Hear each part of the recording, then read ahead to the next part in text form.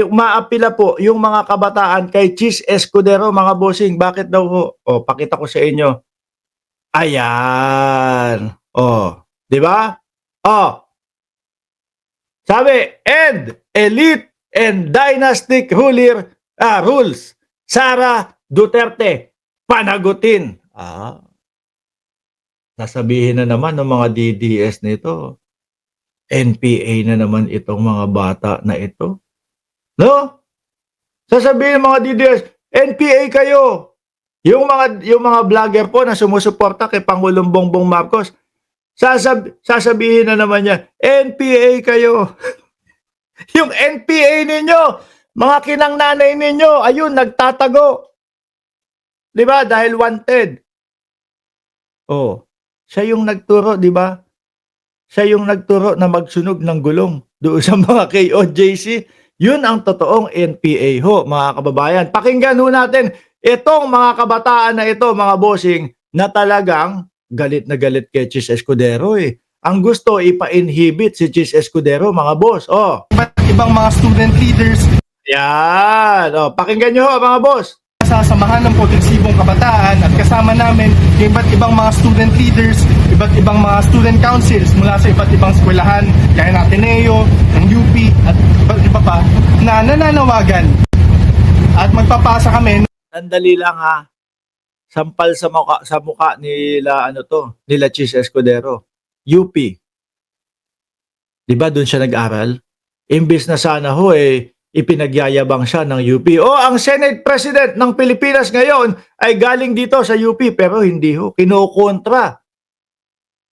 Kinokontra ho yung mga naging hakbang o yung mga ginagawa ni Chis Escudero ngayon, mga bossing. Dahil ang sabi nga nung malalaking mga universidad, napakasimple lang Simple lang. Shall forthwith, ituloy, mabilisan, agad-agad.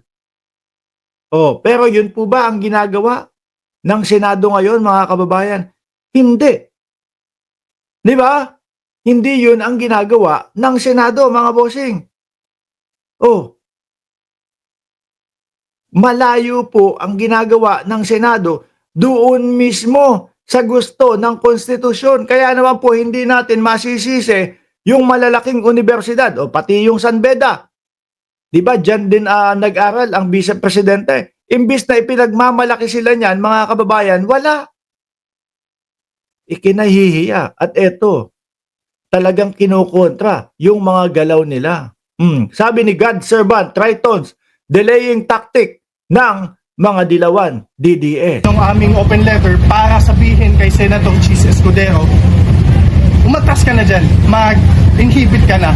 Hindi, nakakahiya naman po talaga Tsaka yung mga Duterte, yung mga Duterte Black, mga kababayan, biruin mo ha, sila yung mag-judge.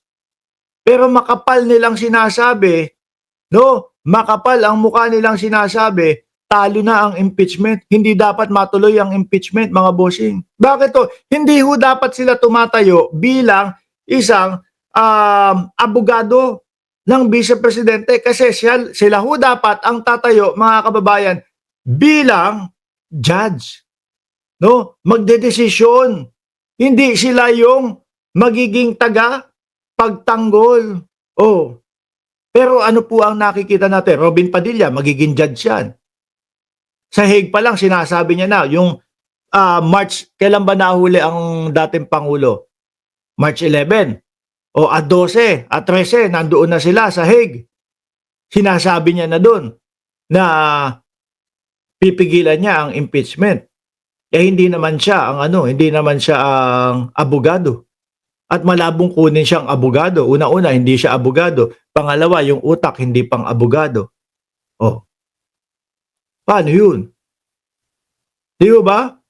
Makita mo, kung example mga kababayan, ako, kalaban ninyo, tapos ang judge natin si Robin Padilla, nakita nyo, lagi kong kasama, lagi kong kausap. Amy Marcos, yun. Isa din yun. Di ba? Iisipin nyo, ano mararamdaman nyo bilang kalaban ko? Ay, wala na. Talo na tong kaso ko na ito. Bakit?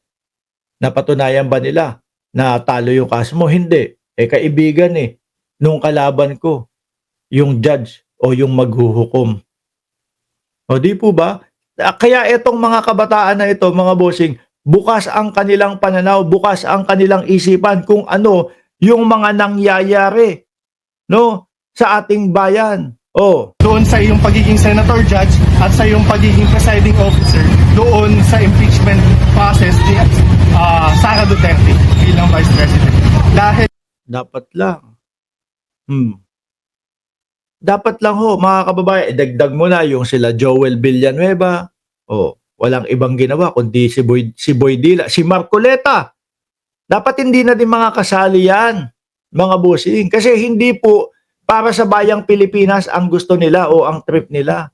Ang gusto lang po nila maipagtanggol ang Vice Presidente. Kaya nga po lagi natin sinasabi dito halata sila na sila yung first layer o yung nasa unahan na pangdepensa ng Vice Presidente. Di ba kabayan ko, kapatid ko? Oh. nga sa loob ng matagal na panahon, hindi naman siya tumitindig para ituloy itong proseso na ito. Wala. Tingin ko nga, isa din si Chis na natatakot Baka mamaya balikan siya ni Inday Sara Duterte.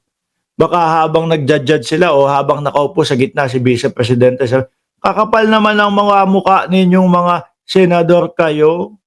No?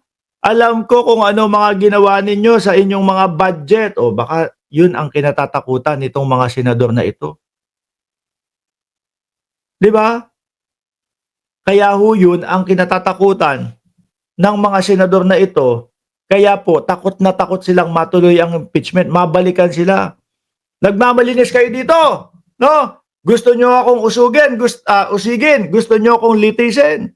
Tapos alam ko naman, meron kayong mga kabulastugan na pinaggagawa. Oh. Yari.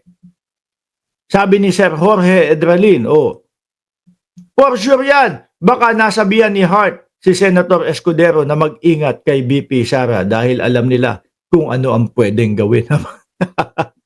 Busy din yun si Hart sa pagrampa sa ibang bansa. Tuloy itong proseso na hinihingi na sambayanan.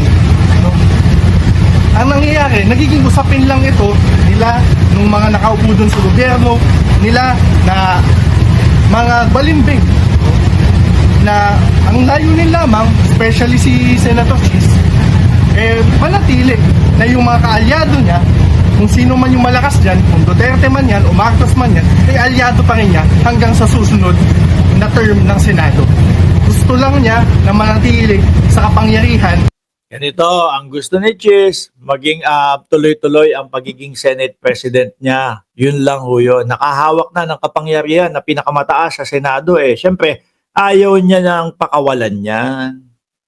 Di ba? Kaya yung mga kagustuhan nung Duterte Black, mga bossing, talaga namang kailangan pakinggan niya. Kasi doon mas malaki ang makukuha na boto ni Chis Escudero upang sa ganon, mas manatili siya, mga bossing, sa pagiging Senate President niya. Yun, napakasimple. Di ba? Kapag hindi niya sinunod yun, malamang ho, hindi siya iboboto niyang mga yan.